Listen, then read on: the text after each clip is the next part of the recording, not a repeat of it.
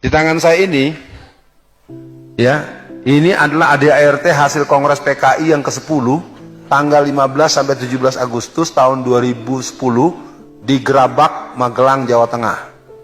Ya, jadi PKI itu terus melakukan pertemuan-pertemuan mereka. Di Jerman itu kumpullah kelompok-kelompok Solidarmor, kelompok-kelompok demonstran yang banyak belajar bagaimana memobilisir masyarakat.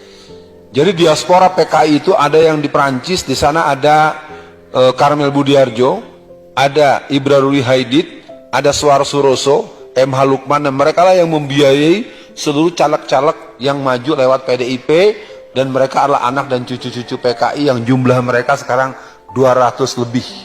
Pemilu 2024 mereka pasang target sekitar 350 orang. Nah, kalau kita tidak pernah memenangkan teman-teman dari P3, PKS, PBB, Partai Umat, yang mungkin kompromi kita Partai PAN maupun Partai PKB. Ya, walaupun saya tidak berani menyebut kedua itu karena saya tidak mempelajari kesungguhan mereka untuk menegakkan Islam. Selain Oneng, ada yang namanya Dita Indahsari. Dita Indahsari ini sekarang adalah pejabat di Kementerian Tenaga Kerja dan Transmigrasi. Sudah hampir 20 tahun masih menjabat. Dia pendiri Partai Papernas, pelanjut dari PRD, dan dia pernah membuat buku harian tanggal 16 April 1996 yang mengatakan, well, partai telah berdiri. Jadi dia mengatakan dibangunnya kembali setelah 31 tahun dibekukan. Jadi dia adalah termasuk pendiri PRD bersama Budiman Sujatmiko. IKN merupakan dendam sejarah PKI tahun 1955 yang belum kesampaian. Mereka punya cita-cita membentuk ibu kota baru, dimulakan di Kalimantan Tengah. Soekarno tidak berhasil meyakinkan DPR, akhirnya gagal, dan kemudian terjadilah pemindahan ibu kota Jakarta yang kalau nggak salah itu di pinggiran kota Bogor oleh Pak Harto. Nggak jadi.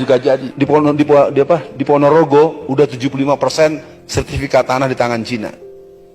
Majalengka, Jawa Barat sudah 68%. Banten dari ujung Pamulang, Tangerang Selatan sampai Tangerang Utara sudah 84%. Jakarta sudah lebih dari 80%. Indonesia per 2017 72% sertifikat tanah sudah di tangan Cina. Kita tuh udah nggak ada, Pak. Pertemuan tanggal 27, 28, 29 kemarin di Cina, Jokowi mengatakan kepada Xi Jinping, tolong buatkan detail program, tolong bangunkan. Coba kita punya negara, ibu kota negara kita minta tolong dibangunkan, dibangunin, dibuat bangunannya oleh presiden negara lain.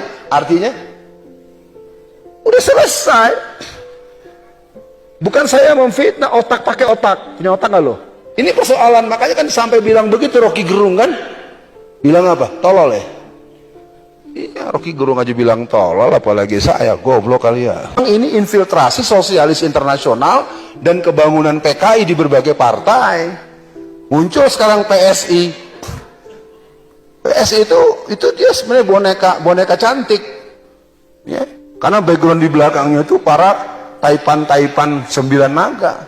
Seminar-seminar tentang politik, mendatangkan profesor apapun selalu membahas partai Islam akan kalah. Kenapa para profesor-profesor doktor ahli politik selalu menyebut-nyebut kita akan kalah kalau ikut politik? Karena mereka dibayar untuk bikin makalah itu. Paham? Yang masih memungkinkan kita berlanjut menjadi pemilik sah Republik ini adalah menangkan pemilu 2024. Kekuatan kita persatuan. Persatuan untuk tidak bersama, persatuan untuk bersama. Kita boleh berbeda, tapi kita tetap bersaudara. Negeri ini punya sejarah. Cina-Cina jangan sembarangan mengambil negeri kami. Kami pernah belajar perang gerilya dari Jenderal Sudirman. Jangan coba-coba jajah negeri ini. Kami pernah punya Pangeran Diponegoro sebagaimana diterangkan Ustadz Salim Afilah. Jadi negeri ini tidak akan pernah lepas ke tangan para penjajah selama kita tidak pernah ragu dengan pertolongan Allah.